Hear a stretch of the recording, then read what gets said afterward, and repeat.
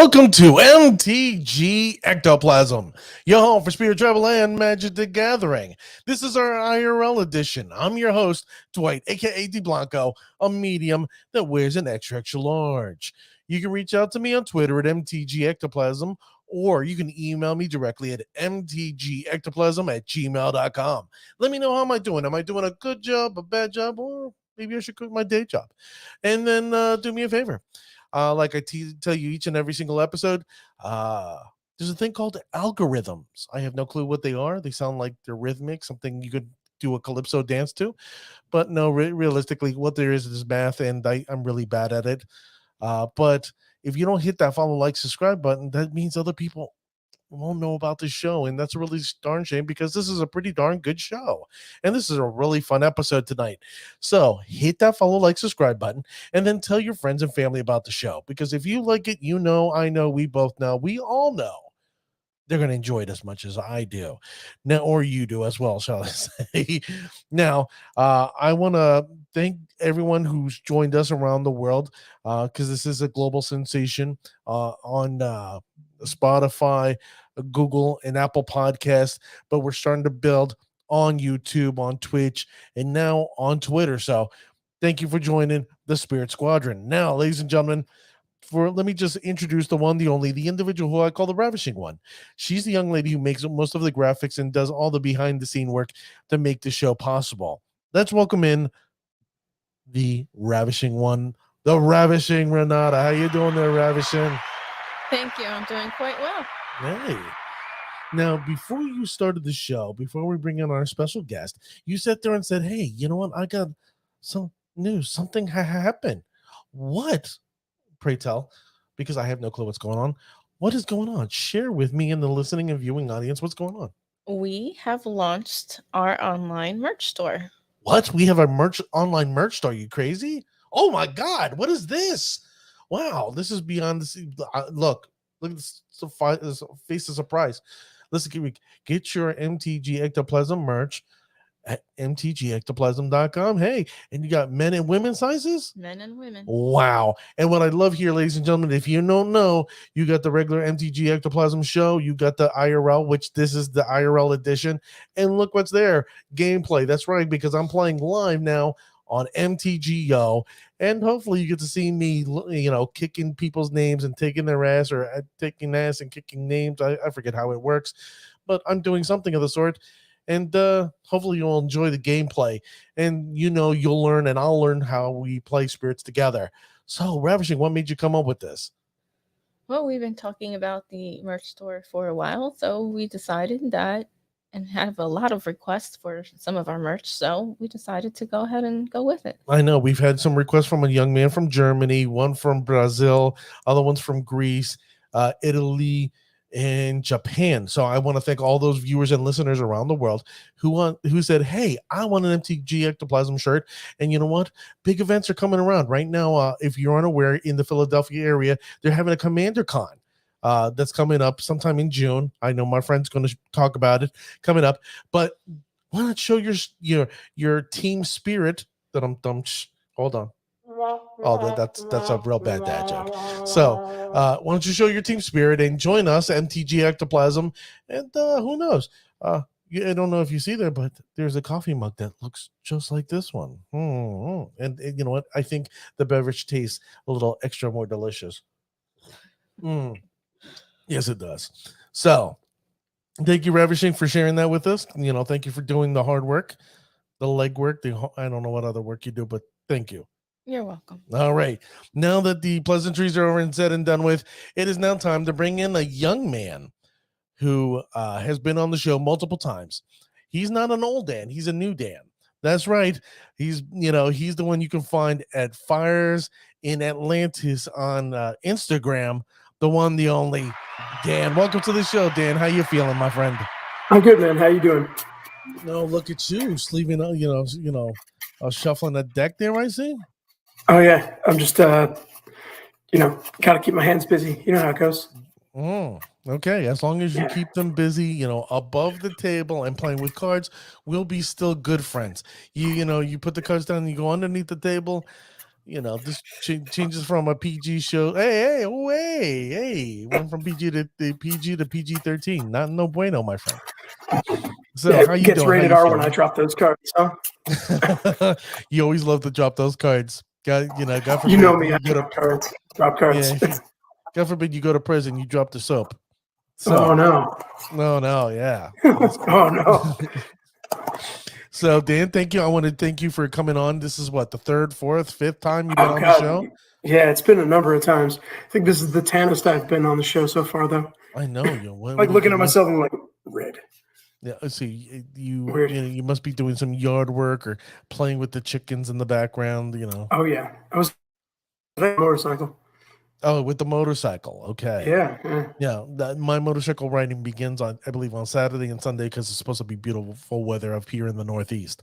It's wait. It starts Saturday Well, or Sunday. I've been riding, but for this week I'm going to dude. be riding Saturday and Sunday because it's supposed to be beautiful weather over here. Oh, in the okay. Northeast. I'm hoping that you're able to pull through to Command Con Philly. A Command Con Philly. Or a Command Fest Philly, and we can take that like hour and a half long. That'd be a good time. Yeah, it'd be cheaper. It's definitely cheaper with gas. Oh, bro, it'd be like $5. There you go. So, ladies and gentlemen, let's get down to the meat and potatoes of the episode. We are going to discuss the top 5 things that we definitely enjoy when it comes to modern. Now, this was inspired by a young man who's an innovator when it comes to magic, and that's Apiring Skike. Have you heard of Apiring Skike? I have not. No. Okay, this is a young man who he's a brewer. He likes to make magic decks left and right, and he makes them extremely competitive. And let me just tell you, he creates new decks, and let me just tell you, sometimes they're format warping. So what's neat is that he has a YouTube stream, and I follow him on Twitter, and this is what he came up with. He's like, oh, I'm going to share with the world my favorite things to do in modern, and this became a huge thing. A friend of mine named Nikachu MTG, he did an episode on it, and I shared my thoughts on his show. So I wanted to do a little episode on this. So let's look what Apiring Skike on Twitter said on his thing. It goes, at number 1, survive an art like Phoenix into the graveyard with DRC. Or surveil an Arcline Phoenix into the yard with DRC. That's pretty solid. What is it? What's DRC? DRC, it's Darcy. Channeler. It's a 1-mana creature. It almost has delirium. Everybody calls it Darcy. Oh, I can't believe I can't. Dragon Range Channeler. Oh, okay. I'm like looking at DRC, and I'm like, Deathrite Shaman, but that's not Deathrite Shaman. I'm like, what is that? I can't remember. Yeah. So, but it's like I knew, like as soon as I saw Darcy, I know the card. I see the fit image. I know the card directly. Yeah. It's just, what is it called? What is it really card? It just rolls off your tongue. It's like Bob. Yeah, exactly. Bob and Tim and so on and so forth. Now the next what is Bob again? That's the it's the black and 1/2/2 guy who look at the top card of your look at the top card, you lose life and you draw the card. Yeah. Let's see, I know the Commander card. Staple. What is it? Who knows? I forget. It's Bob. Well, it's just Bob. Let's continue with Apiring Skike, shall we? Yeah, so Apiring Skike, number 2, he went Madness, Blazing Root Walla on an opponent's turn from Ledge Shredder. Let me just tell you, that's mean. I've seen. I don't know if you've seen Ledge Shredder. But wow, that's a sick card. And to use Madness on a Blazing Root Walla, that is somewhat delightful. That is definitely delightful. On an opponent's turn, I like that. Mm-hmm. Anything you do on an opponent's turn it's that's mean. That's mean. Mm-hmm. Gotta love it. Number 3 is cast Golos on turn 4 with Cabal Coffers and Urborg. Yeah. That's That's pretty rough. Yeah, that's turn 4 mean. Golos. Not mean. great. choose to draw versus 8-rack? Why would you? Yeah, I find that hysterical because 8-rack tends to want to, play, and you're like, okay, not a problem. I'll let you play, but you know what? Fine, you will mill me something, or you will have me discard something. Oh, don't matter. I'll still draw a card. I'll still have 7. Have no fear, no worry on my first turn. Pretty neat. Yeah. And then finally, which I find hysterical, and you as a Merfolk player should enjoy at number 5, cast Archmage Charm. I got 5 of those, and I'm looking forward to getting them back. They're all getting signed right now. I know that they're going to be in the mail in a couple days, coming back to me, and I'm really stoked about it. That and my Jeweled Lotus. Okay. Now, for the reason why I guess he's saying this is because it's 3 blue mana, and it's, I guess, mana intensive, where it's difficult to cast. But if you're playing in a mono blue deck, who cares, right?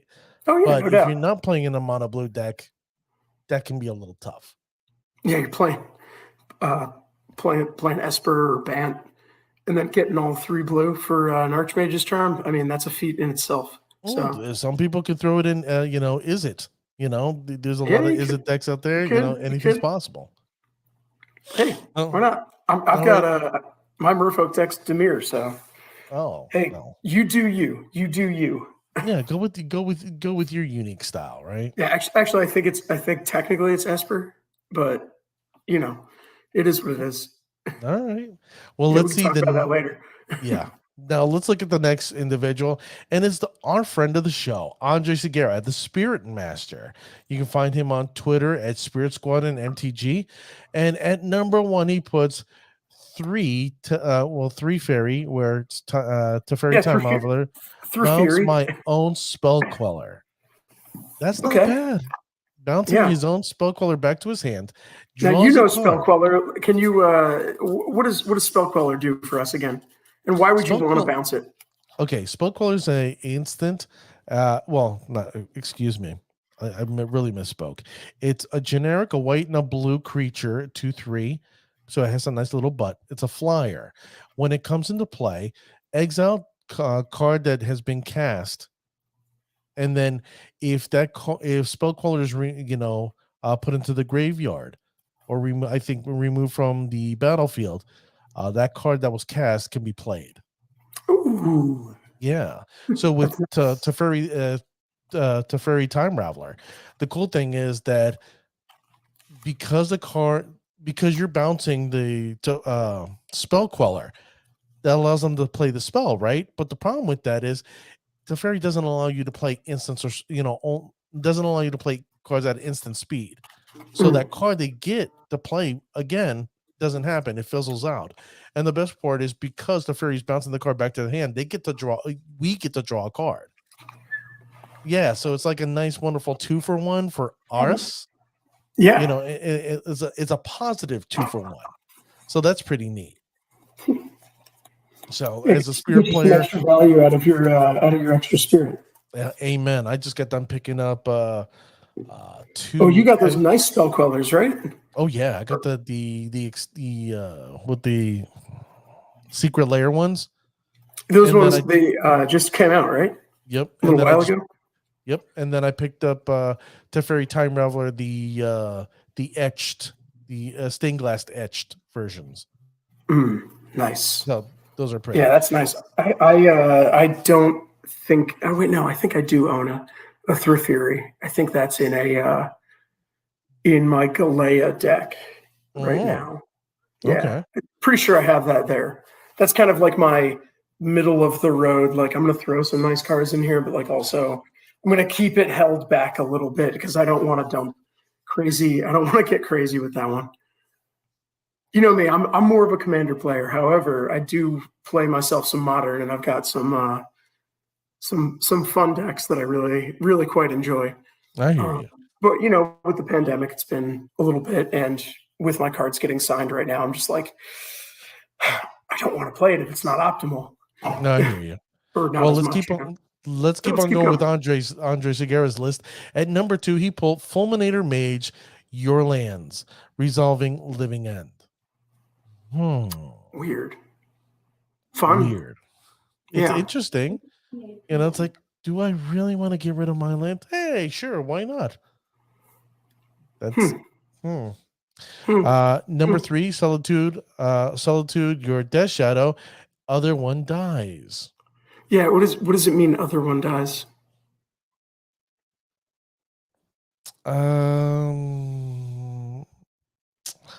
I have no clue.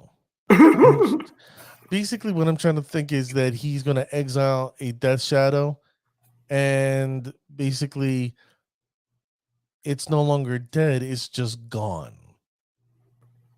You know what I mean? Or maybe the fact that he's thinking he's evoking the solitude. So one ends up, exiled. The other one goes into the graveyard. Okay. Interesting. Yeah. Number 4, gut shot targeting Ragavan. Okay. So that would just kill Ragavan. Anything targeting Ragavan is definitely a chef's kiss from me. Yeah, for sure. Next one is killing Dryad in response to Valakut triggers. Yes, I agree with this one. I do not like Dryad Elysian Groves. I hate that card. I load that card. This is one that I wouldn't mind purchasing every single copy and throwing into a bonfire, except for one, so at least I'd have the money making. Be the only one that can play it. Exactly, just one, not a playset, just one. Yeah. So that's as many as should exist. It should only be a commander card. Yeah. Well, unfortunately, WotC in their infinite wisdom decided not to do that. No, I mean it has a place. It just doesn't have a place in every deck, and it's a problem to go against. Amen. Anyway. Now let's look at the next individual, and who could that be? Oh, it's yours truly, me. You can find me at mtgectoplasm on Twitter, or you can email me directly at mtgectoplasm@gmail.com. But hey, before I continue, it's the amazing Wally. How you doing, amazing? How you doing? I just want Valakut back on the ban list. Yes, I agree with you. Yeah. I agree with amazing Wally. Yes, I want to. Yeah. Now on my list, at number 1, I put Spellqueller Supreme Verdict. Do you know why, Dan? Why? Because Supreme Verdict cannot be countered. Oh, because then you can I can kind of flash in the Spellqueller. I can Spellqueller the Supreme Verdict because the fact that it exiles a card. It doesn't say anything about countering it. Yeah. So basically, Spellqueller is the only way to really deal with Supreme Verdict with creatures. Yeah. Big fan. Titan players don't Titan, they Valakut. Yeah, that's true. It is a Valakut deck. Well, that's why it leads me to the next card, Aether Vial Skyclave Apparition. Hey, I got to talk about Skyclave Apparition for a second, but okay. The only reason why I personally love Aether Vialing a Skyclave Apparition is because the Skyclave automatically becomes a flash creature. I can do it on my turn, an opponent's turn. It doesn't matter, and they don't know when it's coming. And then I get a key card that's going to bother them. So, for example, if we're going to be talking about Titan Shift or Prime Time, right? In general, I want to definitely take out that Amulet of Vigor. That's like, boom, not a problem. Goodbye, Amulet of Vigor. Now all your cards that you thought you were going to play, oh no, they're tapped. Bye-bye. Have a nice day. Now, what were you going to say about Apparition? I'm trying to get my hands on a Skyclave Apparition, but at the SCG at Command Fest Philly, Donato Giancola is going to be at that event. So if you want to get your Skyclave Apparition signed, you can go there and get them signed, which is why I need to go get one. Now, is it the original art or the new art? It's the original art, not the new one, the promo that just came out recently. I think you picked those ones up as well. No, I picked up the promo art quickly. Yeah, the original art is the one that he did. And I will need to get my hands on a Skyclave Apparition before I head down there, because it goes directly into my fully signed commander deck.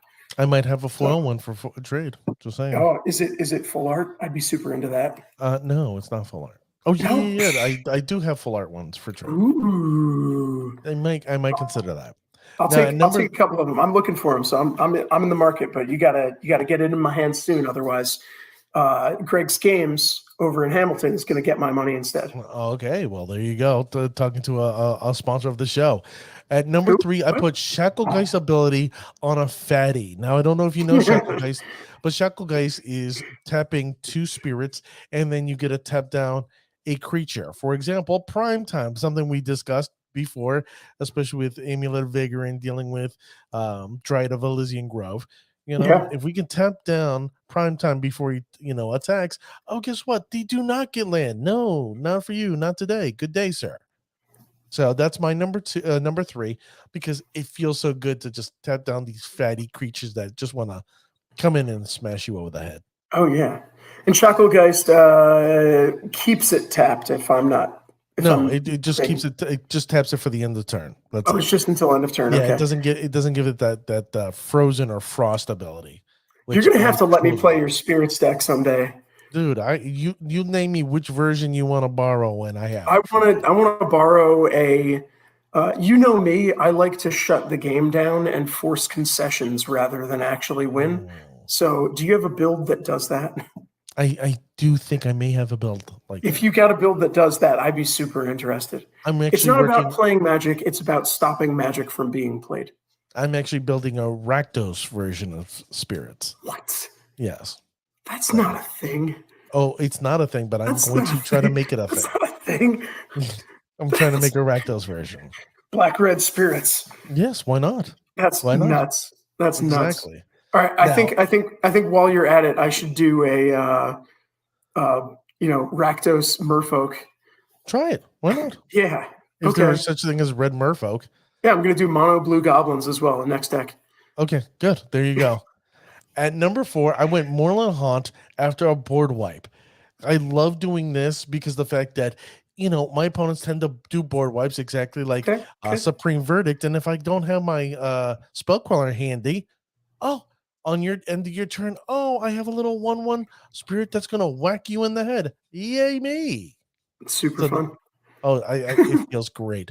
And then at number 5, this is the piece that resistance. Yes, I think it is. In French, it's using the flash ability from Rattle Chains. Nothing beats that. When I get to, I use, my Rattle Chains to protect my creature by you getting hexproof, and all my other wonderful spirits now have flash. Oh, jeez. Wonderful. Yeah, it's pretty miserable. That's as good as having a vial. Might as well. And the best part is doing it on, especially on my opponent's turn, and they can do nothing, my friend, nothing. And just seeing, it makes me want to lick their tears from their eyes and go, oh, yes, these wonderful. You just watch them deflate in the chair as they go, this is going to be a miserable game. Nothing beats seeing opponents just shrivel up and go, oh, I'm wilting. Yeah. And then finally, the 5 favorite things to do in Modern. I have your list here. Please enlighten me. Enlighten us. And so you put a 6th one in here as an honorable mention or a special. So share with us why your top 5. Yeah, no doubt. So, opening hand, you got a Goblin Motivator.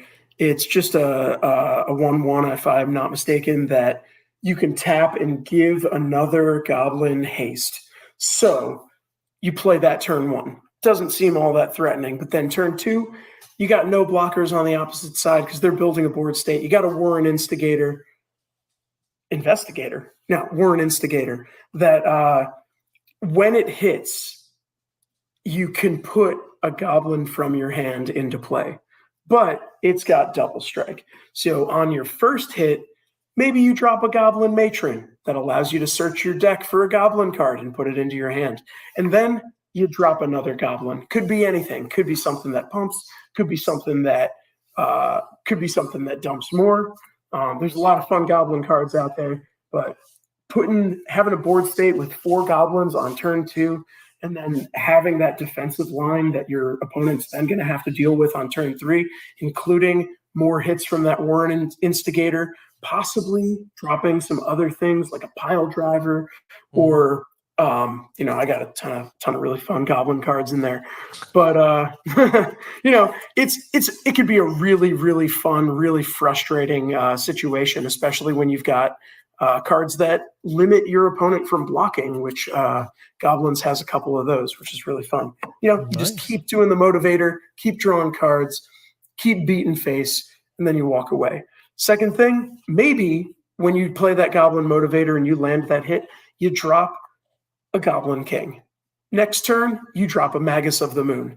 Goblin King makes it so that all of your goblins have Mountain Walk, and obviously Magus or Blood Moon are going to make sure that every one of their non-basic lands are mountains. So therefore, all of your goblins are just swinging in, beating face. You're just dropping goblins for free. It's a really satisfying, incredibly frustrating situation. You went old school on us.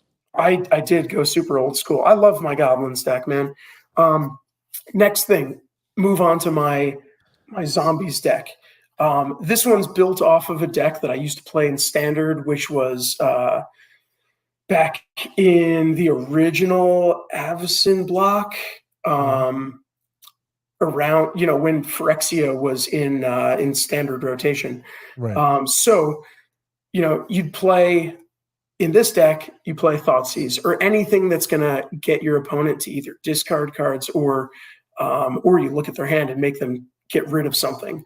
Yeah, you're going to take 2 points of damage right off your first turn from your Thoughtseize, but as soon as you do that, you're going to take another 2 life because you're going to surgical extract that out of their graveyard, hand, and library. So if you're looking at something like Amulet Titan or any other deck that's going to require your opponent to have like one specific card in their hand or be built around the idea of some important card, you're going to limit their ability to do that because you make them discard it and then you remove it entirely from their playability, which is a great feeling. And they hate it. And I love it. Let's see. I skipped to number 4, but let's go back to number 3. Dash Hopes. It's just a good card. It's 2 black for counter spell, unless target player pays 5 life. Except it's black. It's all black. It's just a black counter spell, hard counter. So I love that part of it. And if they've got low life to begin with, it makes it even better because then they have to make a choice between like, am I going to die from combat or am I going to die because you countered my spell and then I have to take 5 life and then you're going to kill me from combat? Do I lose my spell or do I die? What's the choice? Which kind of sucks for them. No, I remember seeing that card when it first got printed in a Plane Shift or Plane. Oh God, what is? Yeah, it's one of those where I thought it was in what's the block that had inventions in it? No, definitely not. It was definitely not the block with inventions. Definitely not. Oh yeah, it is in like Plane Shift or something like that. It was Plane Shift because every color got shifted. White went to red. Green went to red. Black went to blue. It was just a whole bunch of wackiness that evolved. I think black went to white. No, white went to black. It was just a whole bunch of crazy. Like, because what happens is I remember having a Crovax, and then they had a white Crovax after that. So it was just like, what the hell's going on here? But Weird. It was definitely tons and tons of fun. So I remember playing Dash Hopes, and it never worked for me. No, I'm happy it worked for you. I just think it's such a fun card. I mean, this is in a zombies deck that I'm running. I've got Butcher Ghoul. I've got Giraffe's Messenger. It's got Viscera Seers. I'm playing Fatal Push and Mutavaults and stuff like that. I've got the pumps for the zombies. I'm playing Yawgmoth, so it's kind of a mono black Yawgmoth deck that can also beat face as a zombie deck. This is not a competitive deck, obviously. This is something that you just play with the boys. This is one that I play with the boys and one that I hope to make more competitive. It's one that I should be running Aether Vial. I should be running, some of the more expensive cards. I should be running more copies of Yawgmoth. It's kind of like a pet deck of mine that I missed playing from when I played Standard, and would just like very frequently win with it, and like to the point where I was like, I should stop playing this deck at this shop. And so then I started, playing some other decks, but like, I don't know why I ever did that, because I like to win. But anyway, I wanted that feeling back, and this deck kind of has that feeling, modern, legal, and someday I'll take it to a shop after I, upgrade it a lot and dump my Caverns of Souls and stuff in there. right. Anyway, on Let's to go number 5. On to Merfolk. Nikachu, I'm sure, can agree with me on this. Whenever you dump a Trickster with Flash, whenever a Tarmogoyf is declared as an attacker, because they just go, oh, yeah, I'm going to come in with something big. Or like anything that would allow you to do a similar situation, really. The big thing is Tarmogoyf loses its abilities, it becomes a 0/1, and then you block it with your flashed in 2/2, and they don't expect it, and it's great. Yeah. My special condition, the deck that I'm playing right now, the Merfolk build that I've got is the Pure Sight Marrow and Paradise Mantle combo. Pure Sight Marrow is a Merfolk that... What's that? No, go ahead. I know this combo. You know this combo. I love this combo. It's a silly combo that just kind of fits with Merfolk. It's basically the Thassa's Oracle combo, except in a mono blue build. Pure Sight Marrow, or actually, yeah, let's talk about Paradise Mantle. Paradise Mantle is a 0-cost equipment. It equips for 1 and gives your creature the ability to tap for any color mana. Pure Sight Marrow pairs with that really well, because for 1 of either blue or white, you can untap it and look at the top card of your library. You may choose to exile that card. So basically, it creates an engine where you can tap it and untap it and keep looking at the top card of your library, exiling it until you find the card that you want. It's great, because then you can flash in the Merfolk that draws you a card using a vial or another means, and then draw that card. Or if you've got if you've got that equipped at the end of your turn or at the end of your opponent's turn, you can filter through your deck, find your Thassa's Oracle that you've got embedded, pull it to your hand, and then at the beginning of your turn, or at any point, you play it. And then in response to its ability, you exile your library and then let it resolve, so you win. So there you go. It's especially fun if you can get that off on the 3rd turn, which I think I did one time against our play group when we were playing, and it was just like, all right, I guess same decks. What do we do? Because nobody had played anything, so that was super fun. There you go.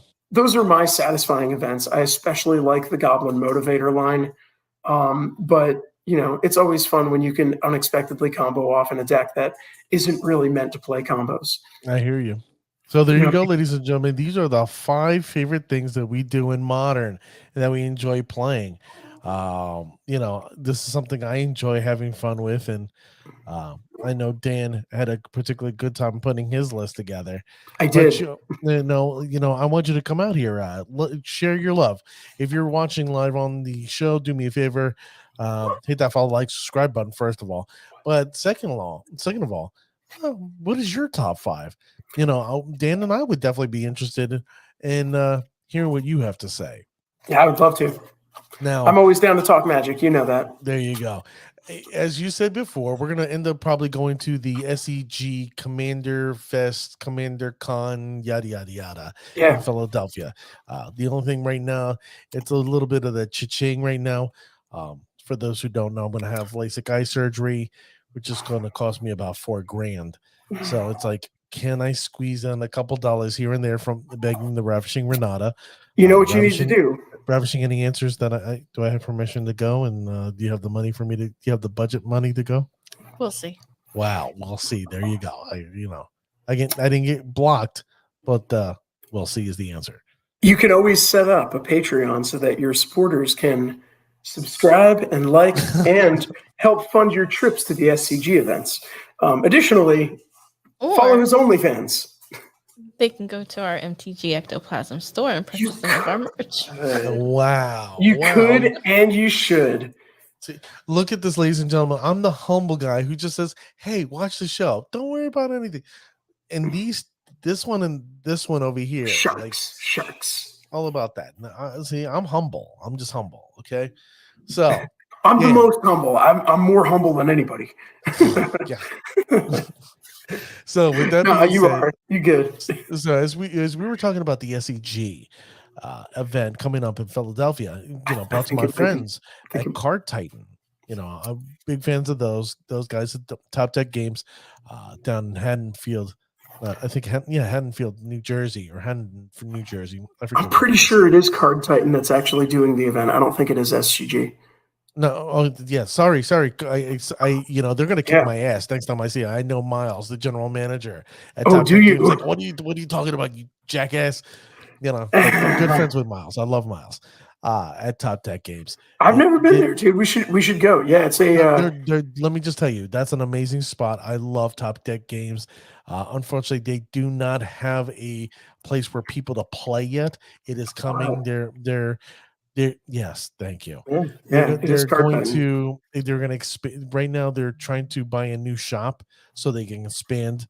So they want to bring in games. They want to bring in players to play, but they have so much merchandise. They've expanded their shop that they're not doing live play right now. So they're doing this live event for Commander Fest. So it's good for them. But speaking of Commander Fest, I know, we both know that Warhammer 40,000 is right around the corner, and they decided to make a commander deck, commander sets. So Ravishing, why don't you bring it up for us? And what this is here is a bundle.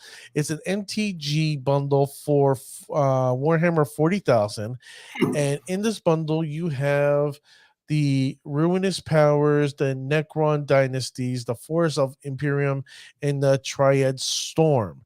Now it's valued right now on Amazon. Is that a mono black deck? No, it's not mono black. We'll get into it in a second. It's $221.25 for the 4 of these. Now, my thing is, and this is just, hear me out. In Kaldheim, they released some commander decks, and they were $20 a pop. And then every year, they always release new commander decks every year, and those are $40 a pop.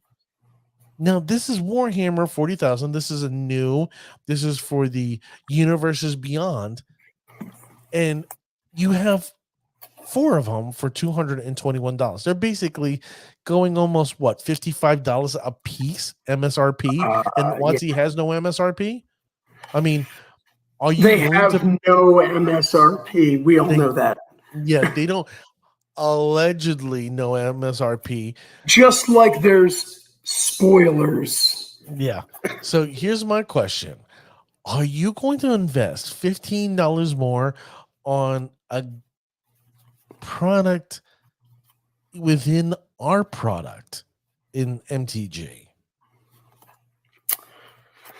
I'm not.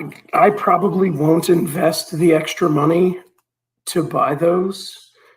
But I will buy singles.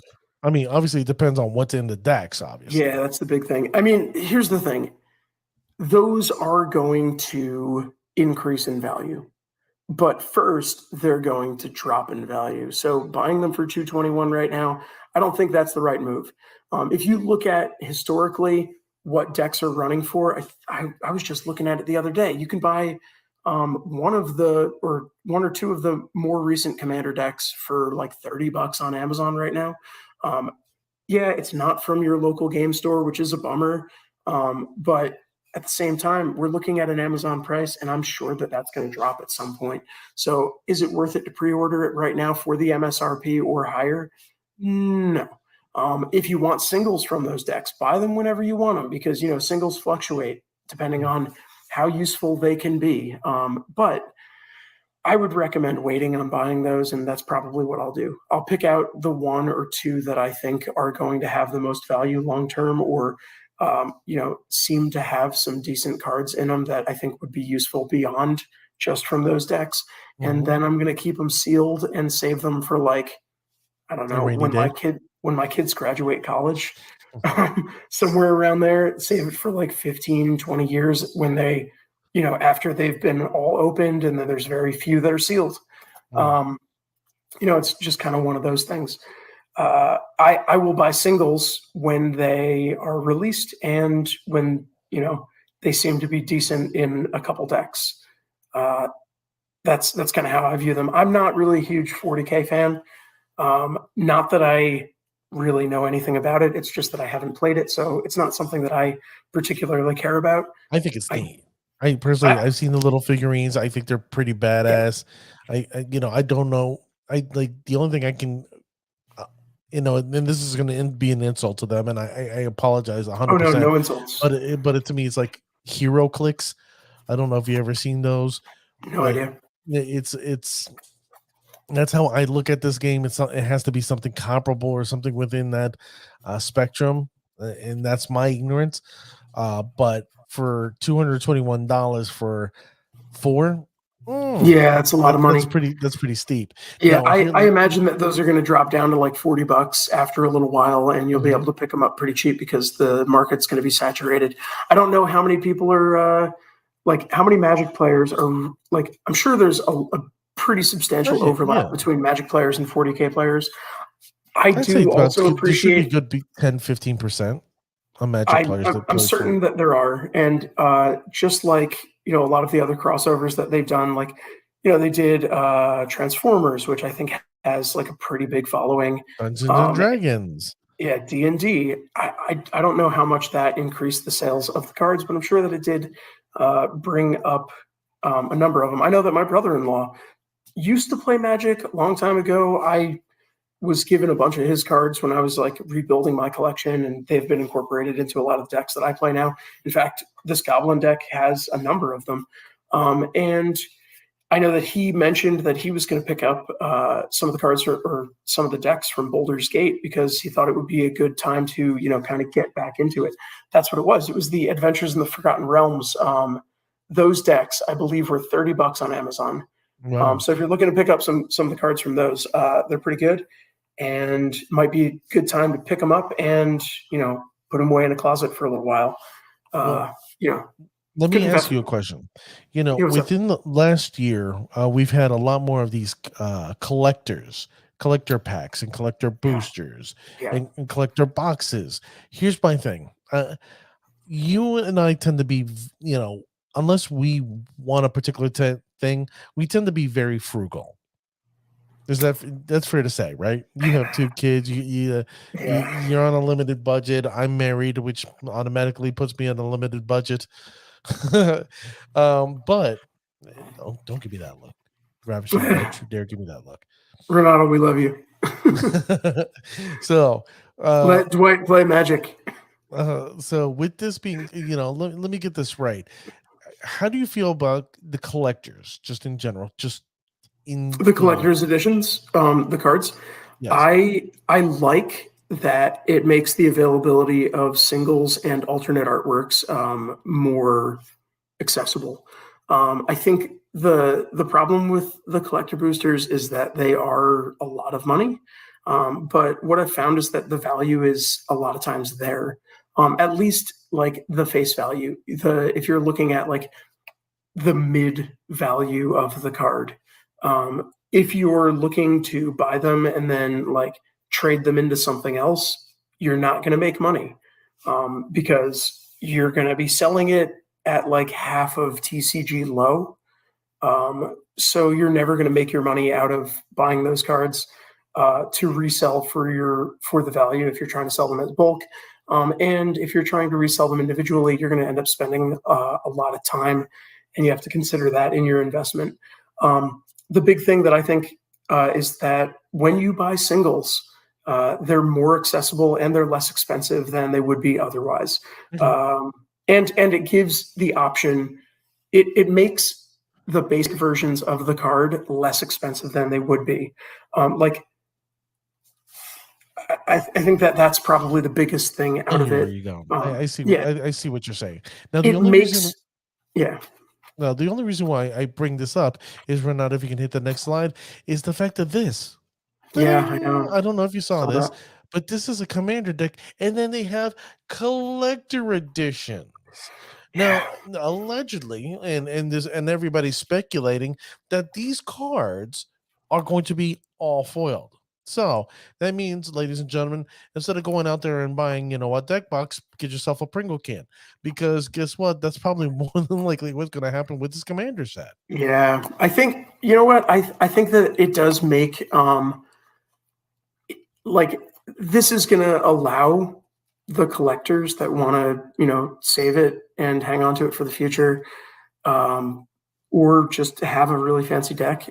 It's going to separate that and make it you know the other ones, like I said before, they're going to drop in price within a couple months, and you'll be able to pick those up for cheaper. I think the collector edition ones are going to maintain their price because they're going to be a much more limited run.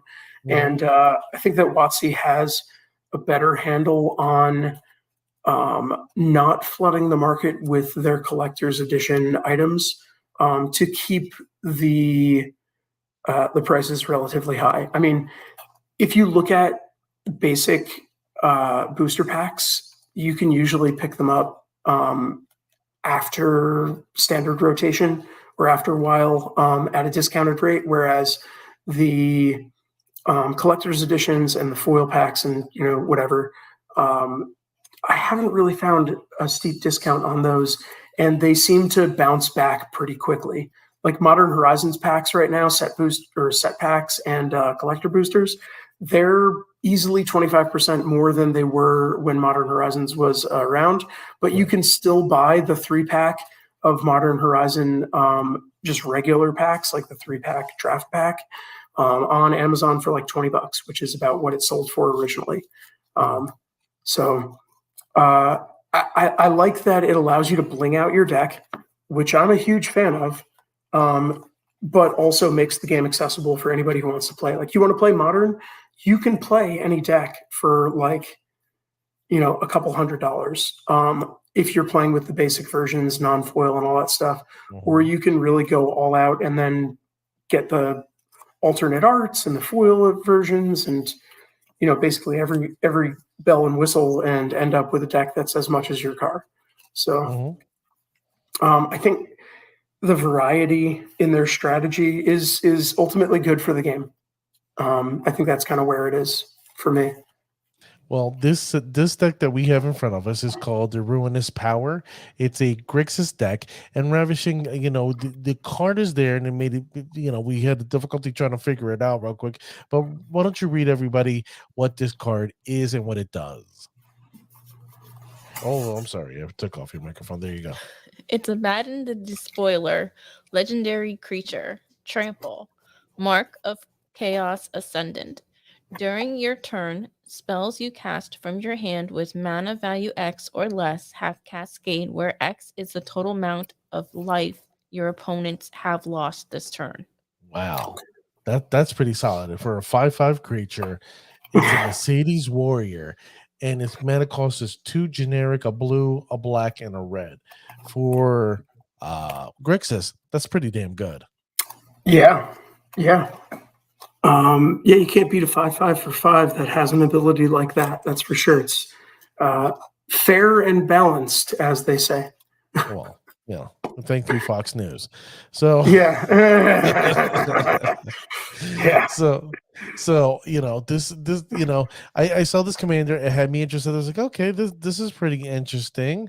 This is something I would consider playing. Now let's look at the next one, Ravishing, if you don't mind. This one is not. This is called the Forces of the Imperium. It's a Esper deck, and all we know is we have some type of steampunk young lady with a sword in her hand and potentially a shotgun. Well, it looks like it kind of looks like a crossbow Gatling gun. Or not a Gatling gun, Thompson submachine gun. Yeah, it's different. Yeah, it's super fun. With some sort of pirate sword. looking thing. And she looks like a pilgrim. Yeah, weird. So weird. It kind of looks A like steampunk pilgrim with a Gatling, a Thompson submachine crossbow. Yeah, weird. It's definitely cool though. But the thing is, if you know 40K, you probably recognize this character, but I don't know 40K, so I can't say anything about it. I can say that I'll probably end up buying that deck because Esper's the colors that I like to play. It's either that or BAM. Same here. That's pretty much it. And then if you look in the bottom corner, if you look in the corner, it says 2 foils. Where?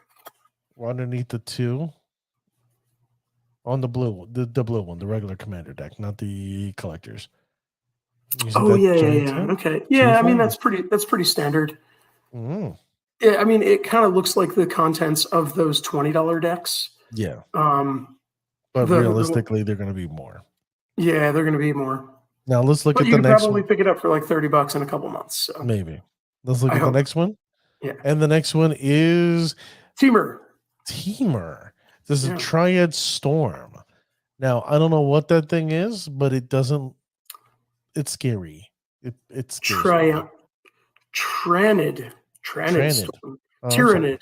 No, Tyrannid Storm. Tyrannid Storm. Yeah. Swarm. Tyrannid Swarm. We are good at reading. I'm sorry. It's okay. English is not. English is my secondary language, even though English is my first language. Well, secondary language, but I was born here, which is kind of weird. It's Love like is my other language. It's like just me. I'm my mom's only child, but I'm not her favorite. Oh no, seriously, I'm not her favorite. I'm her favorite. No, actually, my wife is her favorite. I believe it. Your wife's my favorite. I bet it is. Now, I don't know what is up with this character, this individual, this thing, but it's creepy. Now, my thing is the way it looks. I'm surprised it's not in black. Yeah, I mean, it kind of goes along with the theme. I feel like Teamer is like a chaos color combination, where like Naya is like straight up nature.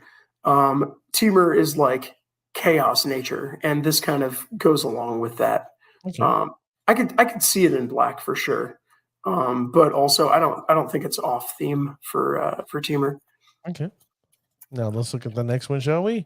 And the next one is it's the one that was saying mono black. Necron Dynasties mono black. I feel like this is going to be an artifact deck more than anything else. Yeah, I can see. I'd probably buy that. I'd imagine that this one's going to have some cool things. Definitely a new Solemn Simulacrum. Oh, no, I don't think so. Okay, I was like, do you know something that we don't know? No, I know nothing. But I mean, I could, it's gonna have. My guess is that it's an artifact theme. Black likes artifacts, and it's mono black, and it's got a dude that looks like artifacts. So it looks like an artifact samurai. Yeah, something along those lines. So I think that we're gonna get some fun things out of that deck. That would probably be one that I'd buy as well. I mean, I'd like to own them all, but. Well, I'm going to be right now on Amazon for $221.25. Yeah, way too much. I don't know why 25, but it's awkward, but it is what it is.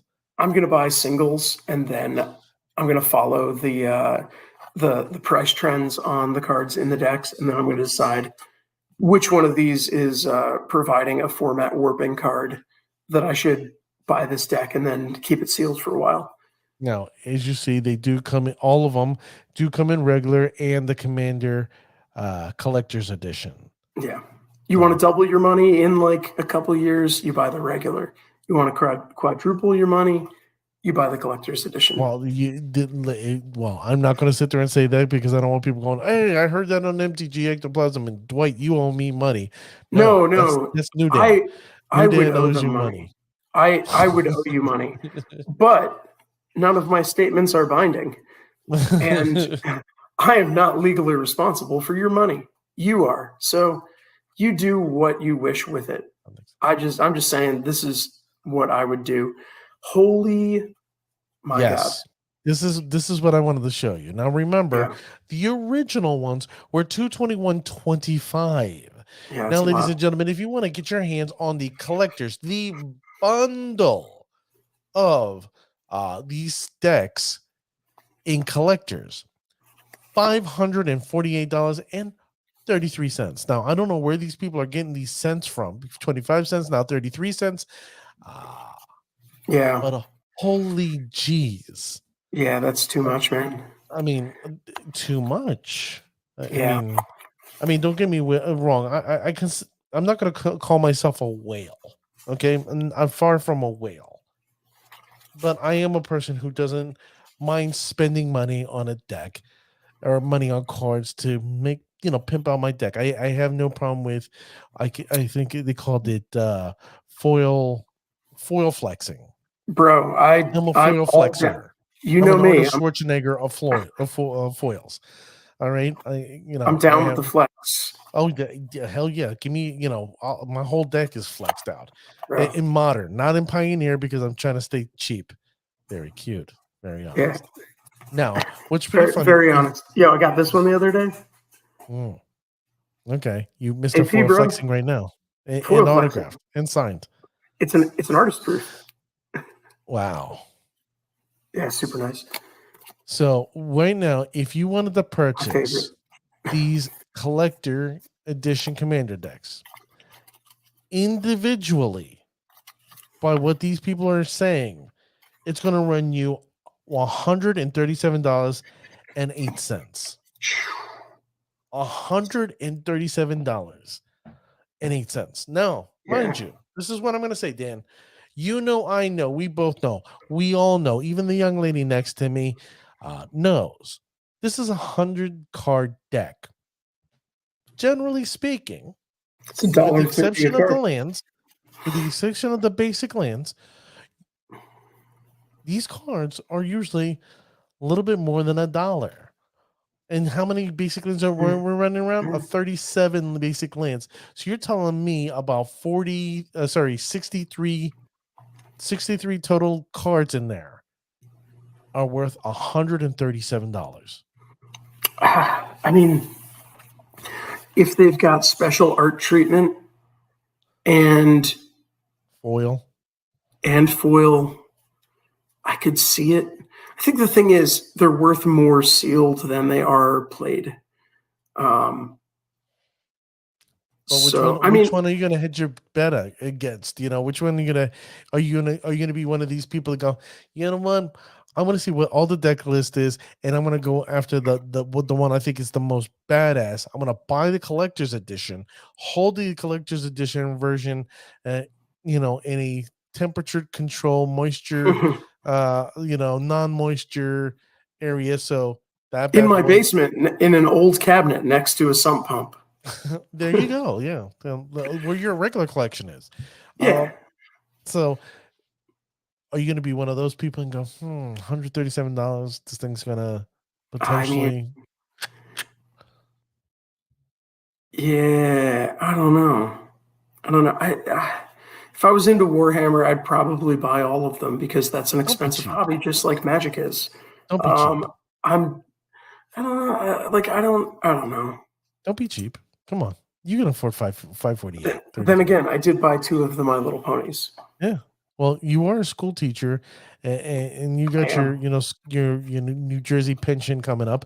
You can afford $548.33. New Jersey pension. You can afford 2 of them, one for you, one for me. Here's the thing. Could I buy it? Maybe. Do I want to buy it? No. I wouldn't mind playing them. I'm going to buy the singles because buying singles never lets you down. Unless you do like I do and you buy pre-order singles and then they end up being not being the price that you anticipated that they would be. Like when I bought Sphinx of Foresight, pre-ordered for $5. Why? Because it's a good card. Why? It lets you scry 3 as a pregame effect. It's got a good ability. I'm a fan. You do a poor job of choosing cards. I just, you know what? I looked at it and I was like, that's got a place somewhere. I don't know where, but it's going to have a place somewhere. And when that card comes out, or when something happens to that, it's going to do a thing, and it's going to be fun. Right? It's gonna do a thing. No, well, here's the thing. Right now, so right now, I've got it in a. I've got 4 copies in a deck that's running Sanctum Weaver. And the idea of the deck is to play 4 of those, play a number of the ley lines that enter during the pregame, so that when Sanctum Weaver enters, there's already a ton of enchantments on the battlefield. So as long as Sanctum Weaver sticks around, I can tap it for like a ton of mana right away. And ideally, you combo off with Freed from the Real on like your 3rd turn. Okay. I mean, that's where I use it. It's basically just like, can I keep a 1-land hand by looking at the top of my deck and basically having like a 10 card hand, and being able to figure out what card I need off the top 3. There's a place for it. It hasn't found it yet. It's not worth anything. I lost money on it, and it's a bummer, but it's still a fun card. I like it. No, I'm not besmirching your funness. Yeah. What I need to do is I need to bring the cost per card down by buying like 100 of them, so that at like 30 cents a piece, so that I end up spending like 32 cents a piece. Yeah, I forget. There was a particular card that I bought like a whole bunch. It's like Mind.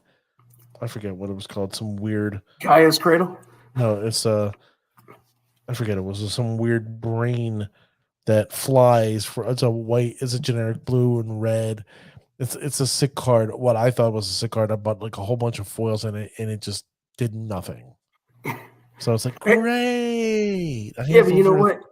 It's one of those things where like 10 years down the line, they're going to release a card maybe in this Warhammer set that's going to make that thing like bounce up because you bought a 1/1 flyer for $1 million. Yeah. Well, ladies and gentlemen, you tell us what you think. Shoot out, text us at, text us. Reach out to me at mtgectoplasm at Twitter. Let me know what you think. Are we, obviously we're full of crap right now, but, no bullshit. I'm going to just straight up, to be honest here, are you going to buy this the collector's edition?